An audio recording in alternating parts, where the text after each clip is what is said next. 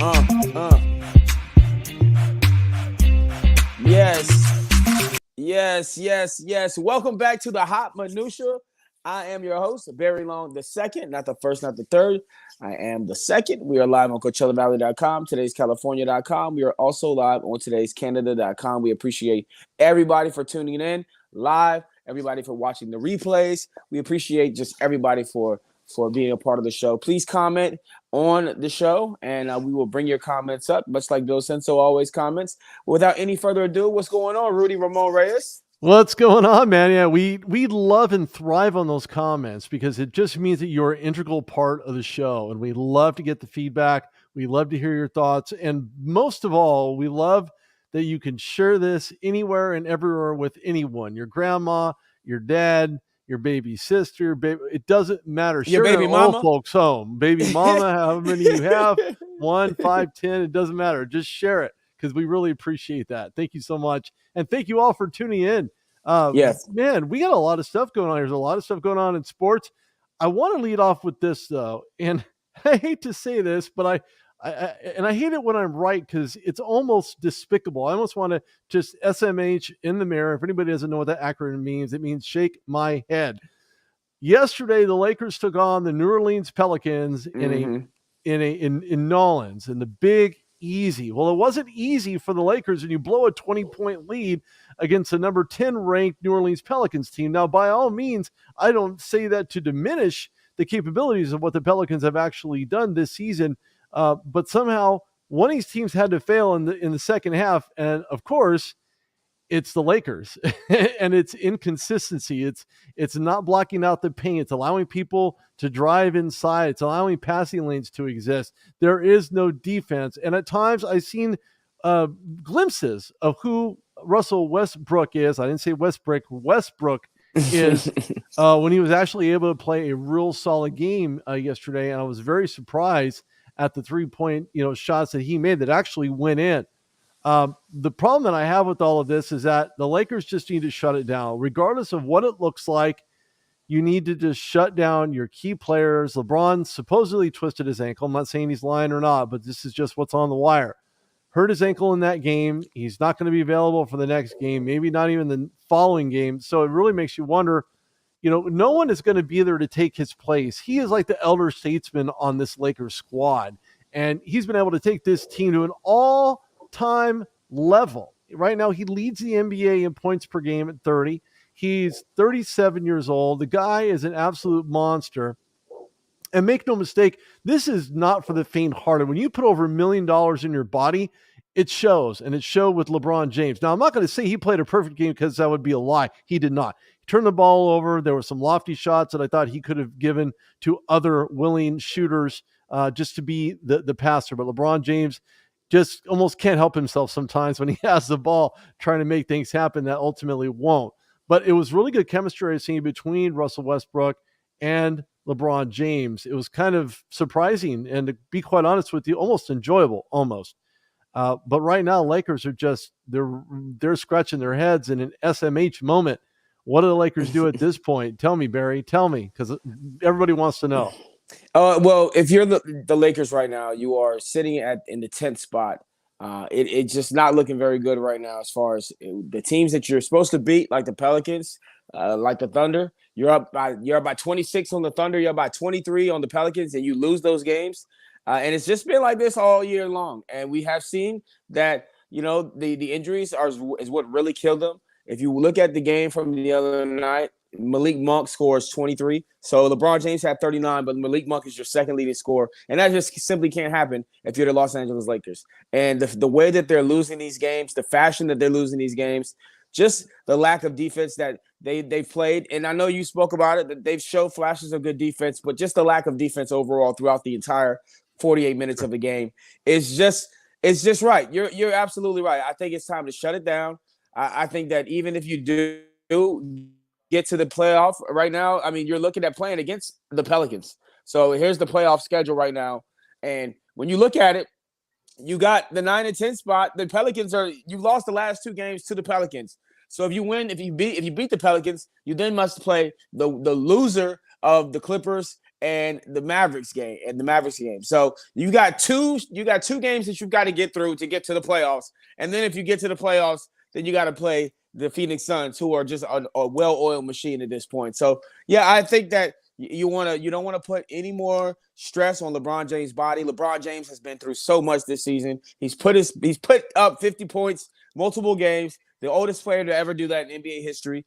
And he's twisted his ankle. He had to take a night off after dropping one of the 50-point games because he's got sore knees. I think you save his body. Each game counts at this point for LeBron James and his longevity moving forward. So I think you shut it down. I just think that even if you do get into the playoff tournament, the play-in tournament, it's just not going to work. So yeah, I think it's over for the Lakers. And we got comments already. We got Rodolfo Flores. He says, "Hello, how are you?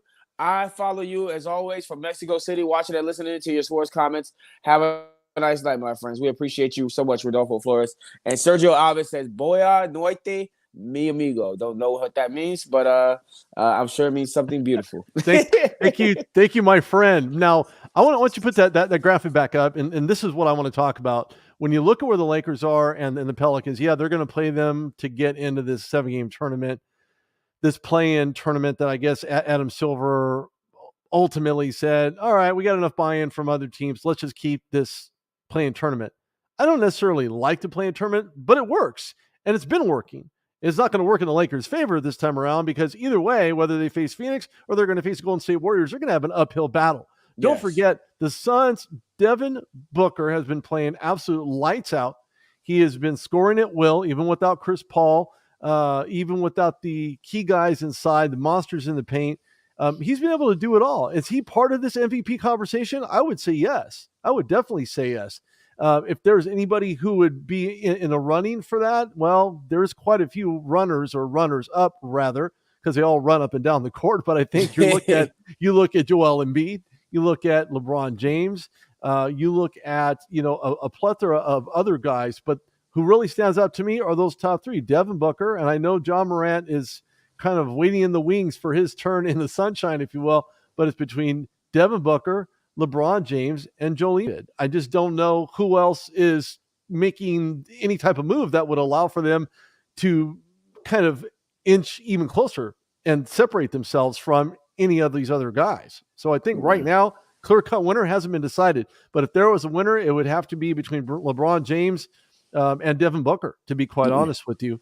But you know what? If I were the Lakers and you were able to somehow find a way to get into this tournament, and I mean pray, hope, four-leaf clover, keep the spirits away, wear the garlic, whatever you got to do. Do the Native American Indian dance, the rain dance. You're going to have to make something happen because rain ain't going to do it. It's going to make the floor slippery and hard enough to play as it is. Even without the water, Lakers find a way to lose a 20-point lead.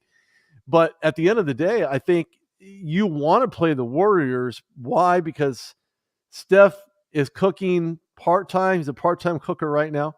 He works part of days and the other part. No, he's not all the way back yet. And you have Klay Thompson. But again, you can't have the splash, but you can't have a 1.5 splash. It's got to be all in or not at all.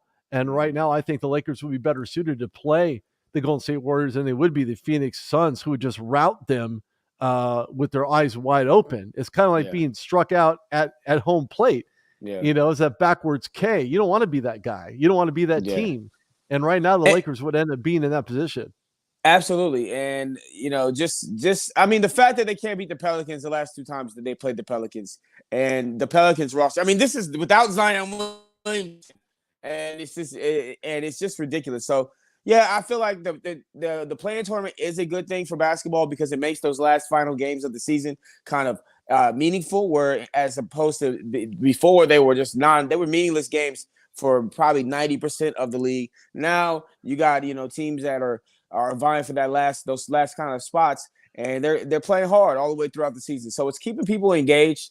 But I really feel like a team that's going to benefit from the play-in tournament is going to be the Brooklyn Nets. The Brooklyn Nets, they just get back Kyrie Irving for home games. I know it didn't go well the first home game. They lose. But at the same time, I feel like if they get into the play-in tournament, they're a much more dangerous team than the Los Angeles Lakers, defensively and offensively. And some of the weapons that they have, they could easily find themselves in a matchup with the Miami Heat and taking on the Miami Heat. You also got the Boston Celtics who are up there trying to fight for a top spot. I feel like the Boston Celtics are a team that's going to maybe not benefit from the play-in tournament if they do continue to rise up in the playoff in the standings because they did just lose Robert Williams.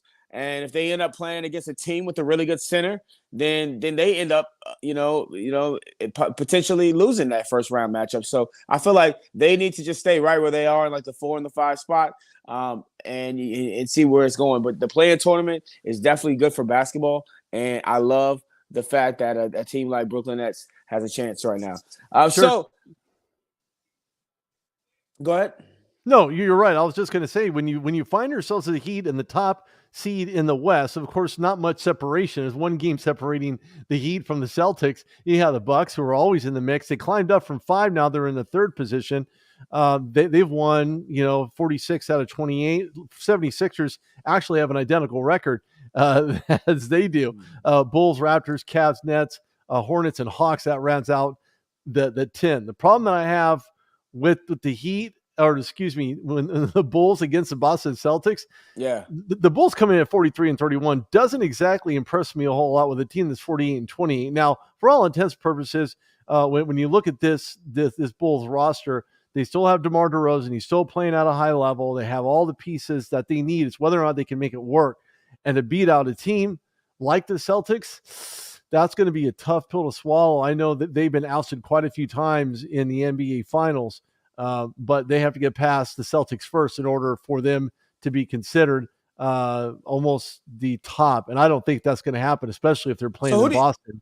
So who do you like to come out of the East right now? There's a gun to your head. Who do you like coming out of the East? Because the East is pretty much wide open.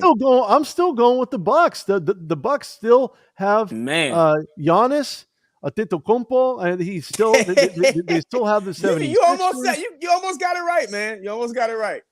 Okay, you'll have to phonetically spell it then, because that's what I got. That's what I have here on my card. But then you have the Bulls and Raptors. Right now, it's got to be Bucks. I'm gonna take the Bulls. I love a comeback story. Wow, they haven't been to NBA Finals or even the playoffs since I hate to say it, Michael Jordan, 95. Yeah. But that's another story. But yeah, at this juncture, I really like where all these teams are in the position in the play-in tournament's going to really, really find out who's going to be the top of the top and who's going to win the play-in. I think Atlanta, when you look at that upper bracket against the Nets, they do have Trae Young, up and coming star. Yeah. Do I care for his lack of maturity? Not so much, but he has matured a lot more this year. I guess when you look at younger players, you expect for them to be fortuitously more engaged and not as immature in their gameplay and how they react on the court to bad shots or non-calls or whatnot. He's just not quite there yet. Same with Luka Doncic. Same exact thing. He cries and whines when he's not tippy-toed with a pinky at the elbow. And the refs he's an acquired taste. He's an acquired taste. He's definitely acquired taste. I mean, the acquired taste between the new Coke and the bad Coke. I mean, I just don't know if Luka is going to be that guy. I'm just saying, I'm not even a soda drinker, but that's where I have him stand right about now. Well, I think that there's no more dangerous seed. There's never probably been a more dangerous number 9 seed than the Brooklyn Nets. And if you have a gun to my head, who's going to win the East? I'm picking the 76ers at this point. But yeah, I think it's a toss-up between Miami, the 76ers, the Bucks, the Bulls, and the Celtics. We are live on CoachellaValley.com. We are live on today's California.com. We are also live on today's Canada.com. We are talking a little bit of basketball right now. He is Rudy Reyes. I am Barry Long II. Welcome to the Hot Minutia. If you're just now popping in and tuning in on us, we got some more topics that we want to talk about. We're going to talk some NFL real quick. We had a couple of quarterbacks that were introduced this past week. We weren't on Friday. So we wanted to talk about Deshaun Watson. Deshaun Watson has been officially introduced by the Cleveland Browns, and he came out, obviously, and claimed his innocence. We still have yet to find out what will be the result of all these 22 women, these 22 civil lawsuits. We do know that he will not face criminal charges, although there is There has been a recent report, a recent rumor that another woman was coming forward, and the NFL was investigating that, and as well as the police department. So we may even see criminal charges come in the future. But at this juncture right now, it looks like it's going to be unlikely. But Deshaun Watson being introduced to the fan base out there, just to me, kind of solidified that they're all in on him. Of course, they guaranteed him all this extra money that the quarterbacks are really not guaranteed.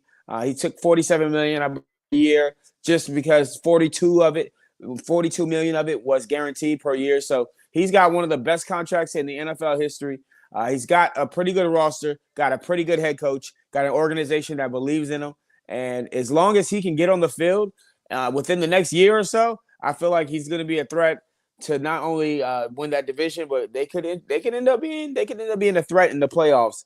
Some comments real quick. Jack Ronski says he's cool, he's chilling, he's out there in Canada. And of course, Bill Senso says, hello, Barry and Rudy. We appreciate you guys. Now, what are your thoughts real quick on Deshaun Watson being introduced by the Cleveland Browns? Well, first of all, this letter of the law by Cleveland Browns, and of course, when you look at the Haslams, they were nowhere to be found.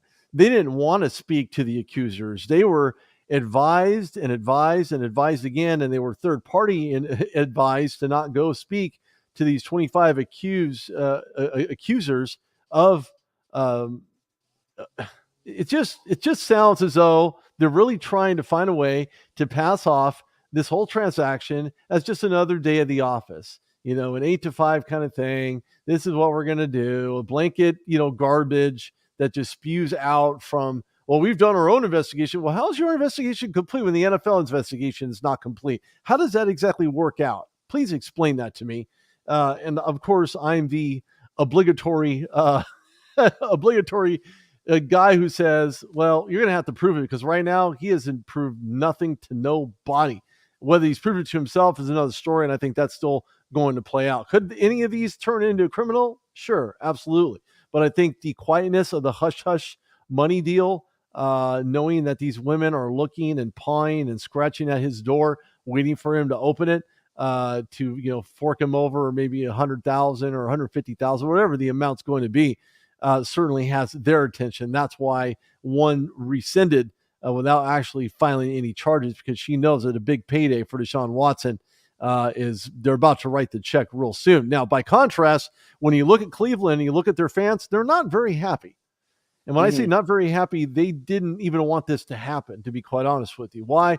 They were stuck on Baker Mayfield. It was a total, I don't know. I just think that this was a botch signing, to be perfectly honest with you, because now you're going to wonder, where does Baker Mayfield go? Okay, well, he could go still a number of places. Seattle's still an option for him. Carolina's still an option. Do they go to, is it going to be trade bait come the NFL draft and say, hey, we'll give you this guy if we can move up to this spot, to that spot? Happens all the time. So when you look at where this Deshaun Watson pick is concerned, and what Cleveland Brown fans are not enjoying, and what they have like a very bad taste in their mouth of brownies that may have been sat out on the counter a little too long, I think that really boils down to this whole entire trade. Is Brownies, is that their mascot? Because their mascot is, their logo is just an orange helmet. Like, is it dogs? Is it brownies? Like, what is it? But yeah, honestly, I think some sneaky brownie stuff going on. This is their best quarterback. This is their best quarterback since Bernie Kosar. And let's just not forget that when Deshaun Watson was playing at an all-time level, at an all-time high, right before the allegations came out, before he said that he didn't want to play for the organization anymore, and he felt like he was everything, his concerns were on the back burner. They got rid of DeAndre Hopkins. But this man was making highlight play after highlight play every week in and week out. And he was doing it with a terrible offensive line and with not many weapons. I mean, he had Hopkins, but his running game wasn't that great. I mean, he's going to go in there with a really good running game. His play action ability with the play calling that Stefanski brings to the table, I just think this is going to be phenomenal for them in the long run. I know that the fan base is split up, and I know that everybody in Deshaun Watson's camp is claiming his innocence, as they would and as they should, if he feels like he's really innocent. But we do know that he's a creep. We know that he has 40 plus women that he said he's gotten good massages from, and they didn't have happy endings. So it's just one of those things where it's going to end up playing out. We're going to see exactly, what happens with the NFL and their investigation. I'm assuming that he's going to be sitting out maybe 6 games because there's no criminal charges associated with it. So I don't think they suspend him for a year. We see people get suspended for it's. We don't even know what people are going to get suspended. There's no mandate. There's no guidelines, sentencing guidelines in the NFL. It seems like they're just rolling dice. All right, you got a DUI? Let's roll dice. Oh, you get 2 games. You got a murder charge? Oh, let's roll the dice. 6 games. It seems like Roger Goodell has no kind of sentencing guidelines, no mandatory sentences when it comes to the suspension. So I'm going to guess 6 games, and I'm going to say that he comes out, and I'm going to say that this year may be a wash for them, but I feel like the next year and in the next years to come in this contract, I feel like the Cleveland Browns are going to be a threat year in and year out as long as they have number 4 suiting up for them. Now with Baker Mayfield definitely can be a starter in this league. If he ends up being their backup, I feel like he's the best backup that we've had in a long time, especially when he's healthy. And maybe if he's not picked up right now, he'll definitely be picked up sometime in the season when a quarterback gets injured, because we've seen it before where quarterbacks who are just sitting on, they're sitting on the bench or they're sitting at home on a couch and they're just waiting for their opportunity. Case Keenum being one of those kind of guys. And as soon as somebody goes down, they get the call and they're on the next thing smoking to whatever city they get called to. So I think Baker Mayfield should just relax, wait for either Seattle to make a move or wait for Carolina to make a move. But right now, you're getting paid pretty good money to be a backup quarterback in this league, and at any moment, any quarterback could get injured next season, and you're going to be one of the first people they call. So I feel like it's not so bad being a backup right now if you're Baker Mayfield. No, not at all. I think Baker Mayfield is probably one of the best backups you're going to find in the NFL. We in the history talked of the about league, before. I wouldn't go that far. I mean, it's like saying Jamarcus Russell is the best backup known to mankind, but he was a bust as a starter for the then Oakland Raiders. So it's not as if he's going to come out, kicking and screaming. I think when you look at Baker Mayfield and what he's done for this Browns franchise prior to his labrum injury, certainly shows his capability of becoming a starter. Will he be a starter somewhere else in the NFL? Absolutely. Will he remain a free agent, a top free agent? Yeah, probably so. Maybe until the regular season, until someone gets dropped to a knee. I mean, who knows? Heaven forbid the Steelers' offensive line. They do have a backup there, but do they have an eye for a quarterback? No, they have an eye more for a wide receiver since losing Juju Smith-Schuster to Kansas City, which for him, I guess, is an upgrade considering he's getting balls thrown at him from a Super Bowl winning quarterback. And Mitchell Trubisky has yet to show what that actually means or what that represents to him. So I think that Baker Mayfield may not be a starter now, but very soon, and sooner rather than later, he'll end up being a starter somewhere in this league. Now, what do you think about the Steelers and Baker Mayfield having mutual interest in each other? Now, Baker Mayfield, if he goes to the Steelers, let's say, and this is a long shot because they did go out and sign Mitchell Trubisky, and he's looking like he's going to be their clear-cut starter right now. But if you are Mike Tomlin, and somehow your GM ends up having Baker Mayfield be on the roster, who do you choose as a starter? Do you go Mitchell Trubisky first, or you go to Baker Mayfield first? Well, first of all, they don't have a whole lot of money invested in Mitchell Trubisky, so it's not as if they're going to lose a whole lot of money on the back end of it. It's only a 2-year deal. I think incentives also play a role in what he will be doing for this team. As far as Baker Mayfield is concerned, the rumors about him going to the club are just that. Rumors, everybody remembers Club Nouveau and how rumors are floating around back in '87. So, the bottom line is that I don't know what's going to happen. Nobody knows what's going to happen, whether or not Trubisky stays a starter or whether he gets, there's still so much. We haven't even gotten to the draft yet. So there's no way to make that determination. But again, I think Baker Mayfield and the rumors surrounding the Steelers and the connection and parity, I just think it's a bunch of hogwash. at this point. And I don't know if they even can hogwash or if they even thought about bottling it. But if they did, this would have the label on it. It's called Mayfield or Us. And let's talk about some other hogwash. Now, Jimmy Garoppolo is probably going to stay. They're saying he's most likely going to stay in San Francisco. And this is kind of crazy if he does end up staying, because we heard a lot of rumors about swirling around Jimmy Garoppolo this past season about him maybe potentially being traded.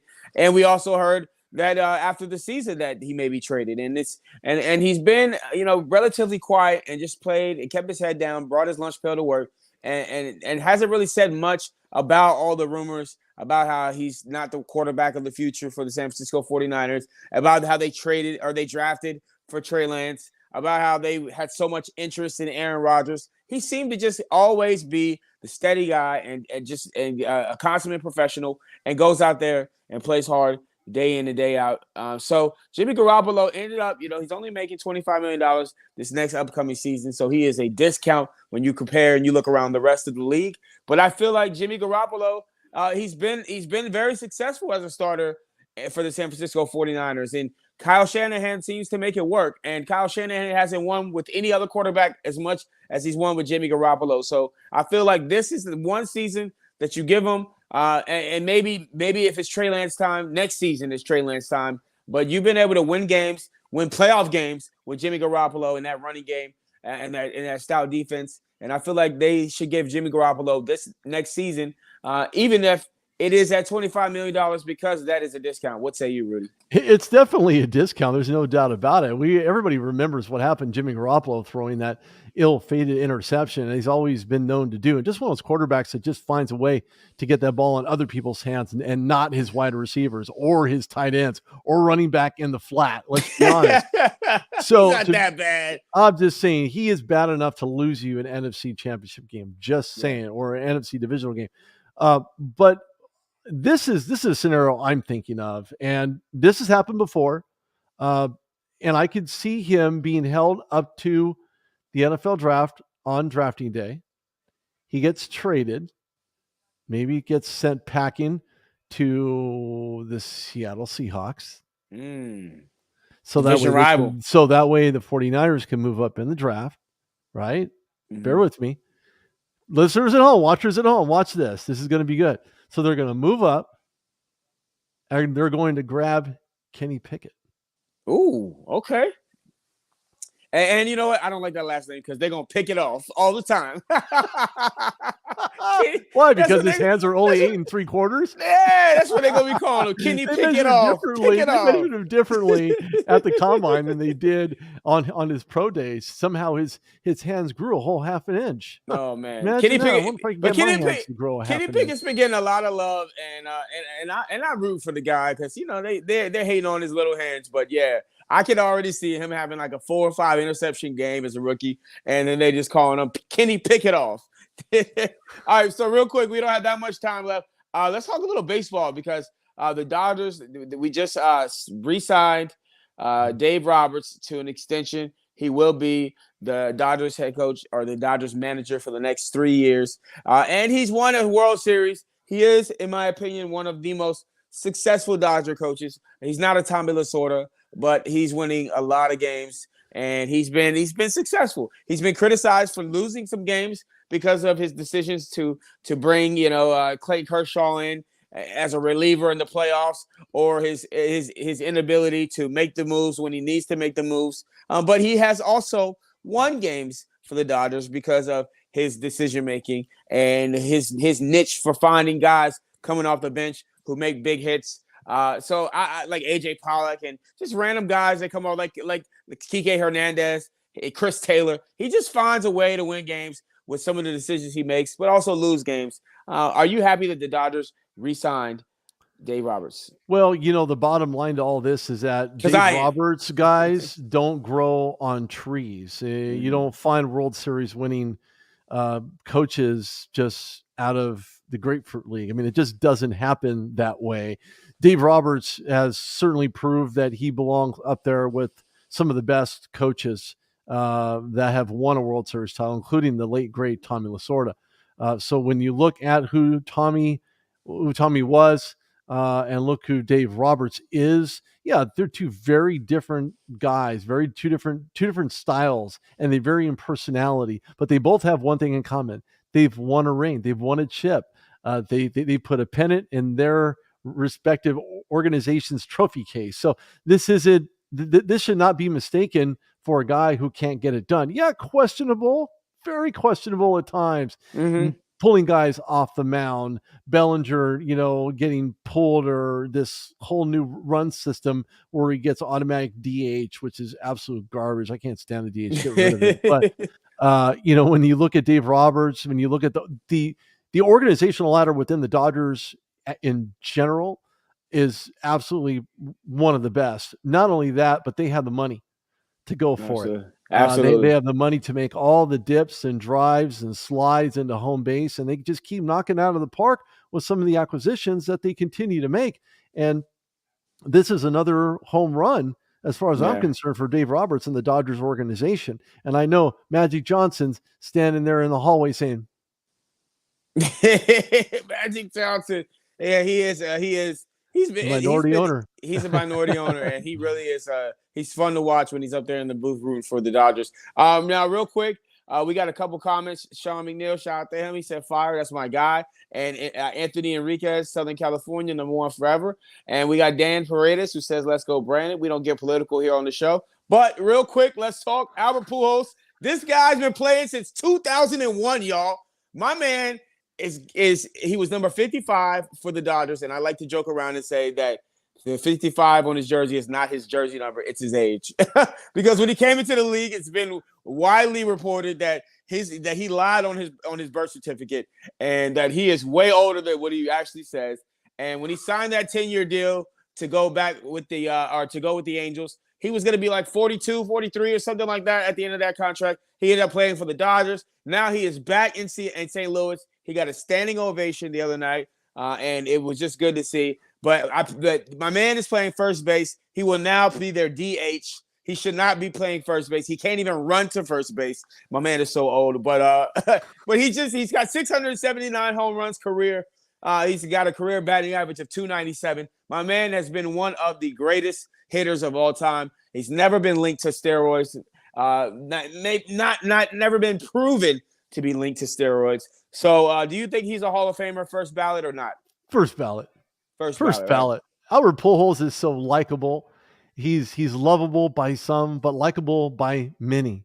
Mm-hmm. And I had the pleasure, not that it's Albert Pujols related, but last year during an inebriated baseball season, it was nice to talk to Angels color guy Mark Kubica, who also he had won a championship ring with the Kansas City Royals back in his heyday.